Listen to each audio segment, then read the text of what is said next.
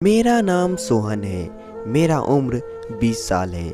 मैं एक auto part की दुकान में काम करता हूँ। मेरे मालिक की उम्र 30 साल है। उसकी पत्नी का नाम रीना था। उनकी उम्र करीब 28 साल थी।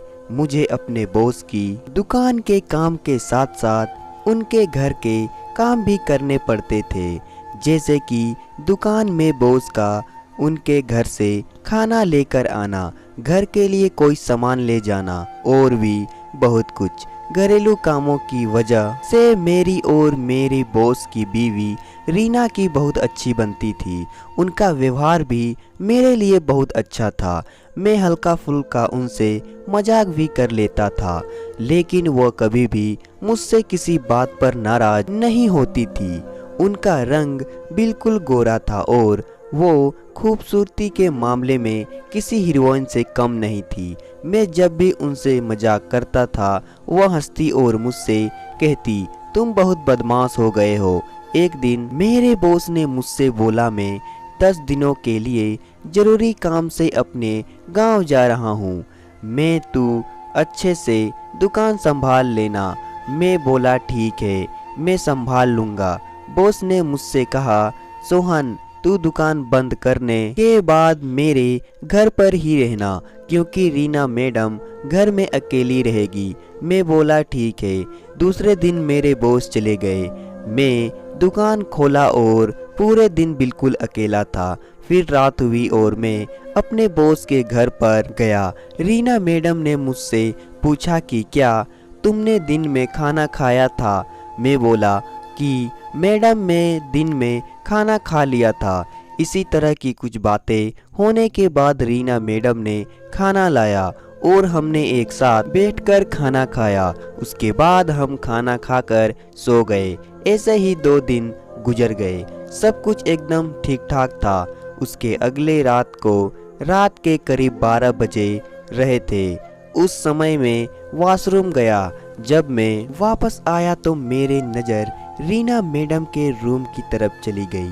मैंने देखा कि रूम का दरवाज़ा थोड़ा सा खुला हुआ था, तो मैंने सोचा शायद रीना मैडम जग रही है, तो इसलिए मैं रूम के बहुत करीब गया और जैसे ही मैं अंदर देखा तो मेरे होश उड़ गए और मेरी दोनों आंखें फटी की फटी रह गई, क्योंकि वहाँ तो मैडम सो रही थी।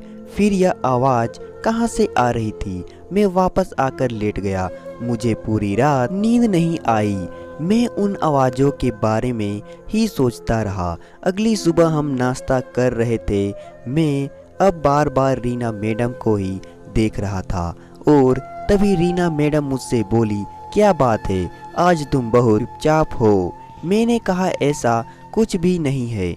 दुकान पर जाने के बाद पूरे दिन बस रीना मैडम के ही ख्यालों में डूबा था।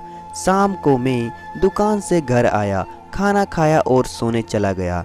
रात को मैं फिर से उठा और रीना मैडम के रूम की तरफ जाकर देखा। अंदर से फिर वही आवाज़ आने लगी। रात के 2 बज रहे थे। मैं दरवाजे के बिल्कुल पास ही था और रीना मैडम की आवाज़ सुन रहा था।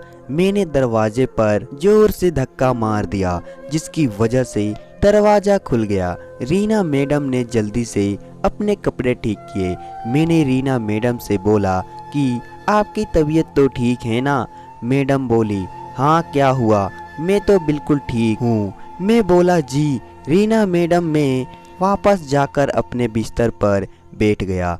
थोड़ी देर बाद रीना मैडम मेरे पास आई और मेरे बगल में आकर बैठ गई। वो बोली, क्या हुआ, तुम इतना परेशान क्यों हो। मैं बोला, मुझे आपके कमरे में आवाज़ आ रही थी। मैंने सोचा कि शायद आपकी तबीयत खराब है।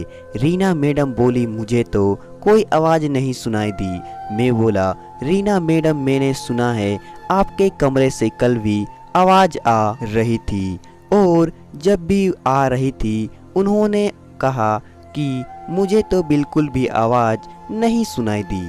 रीना मैडम के कमरे से आवाज़ क्यों आती थी, यह आज भी अनसुलझी पहेली बनी हुई है। तो दोस्तों, कहानी पसंद आए तो वीडियो को लाइक करें और साथ ही साथ चैनल को सब्सक्राइब भी कर दे।